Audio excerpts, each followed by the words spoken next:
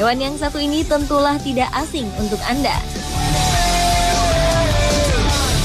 Laba-laba adalah hewan yang berbuku-buku atau disebut arthropoda dengan segmen tubuh 4 pasang kaki, tak bersayap, dan tak memiliki mulut pengunyah. Laba-laba merupakan hewan pemangsa atau karnivora. Bahkan kadang-kadang laba-laba dapat menjadi hewan kanibal di mana mangsa utamanya adalah serangga. Untuk membuat lawan atau predatornya mundur, laba-laba mempunyai kemampuan mentransformasi dirinya dengan teknik ballooning. Dengan teknik ini laba-laba akan melompat dari satu daerah ke daerah lain.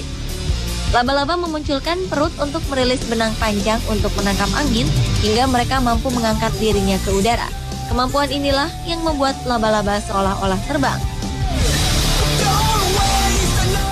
Selain kemampuan ballooning tersebut, bayi laba-laba ternyata memiliki kekuatan kamuflase.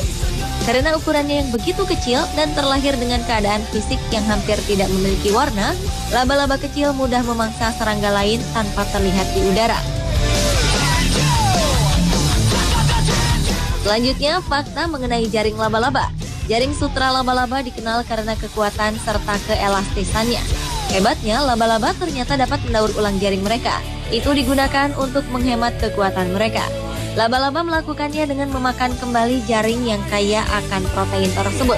Mereka hanya meninggalkan sarang utama untuk memulai kembali membuat sebuah sarang baru keesokan harinya. Konon, jaring laba-laba dapat menghentikan sebuah pesawat Boeing 747 mati di udara. Tahukah Anda, jaring laba-laba juga pernah digunakan sebagai bahan pembuat kaos kaki dan sarung tangan di era 1700-an? Pada Perang Dunia Kedua, ternyata jaring laba-laba pernah digunakan oleh tentara Amerika Serikat.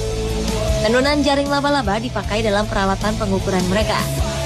Para prajurit juga menggunakan benang laba-laba Black Widow sebagai teleskop pada senjata mereka. Fenomena alam juga pernah terjadi mengenai jaring laba-laba ini. Di Pakistan, jutaan laba-laba melakukan sesuatu yang belum pernah dilakukan sebelumnya. Mereka mengungsi ke atas pohon dan ramai-ramai membuat sarang yang menyelubungi seluruh pohon dekat kota Karachi, Pakistan. Pohon-pohon di sana dibaluti sarang laba-laba seperti layaknya kepompong. Banyak yang mengaitkan kejadian ini dengan banjir dahsyat di Pakistan yang beberapa waktu sebelum fenomena itu melanda Pakistan.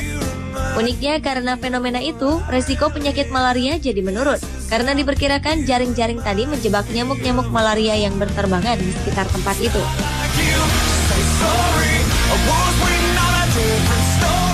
Sementara itu, perancang busana asal Inggris, Simon Pearce dan Nicholas Gadley asal Amerika Serikat pernah membuat jubah sutra yang terbuat dari 1 juta lebih laba-laba.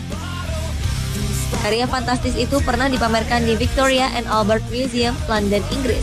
Demi jubah yang dipercaya sebagai satu-satunya tekstil terbesar di dunia dari sutra laba-laba ini, dibutuhkan waktu lebih dari 4 tahun dengan mengambil sutra dari 1,2 juta laba-laba orb emas yang merupakan serangga asli Madagaskar.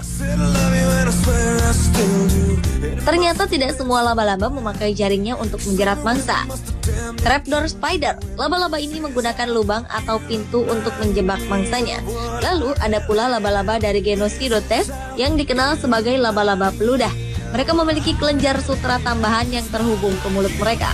Dalam menyerang mangsanya, perlahan-lahan laba-laba peludah akan merayap mendekati serangga lain yang tidak curiga, lalu meludah untuk menyemprotkan aliran jaringan dicampur dengan racun.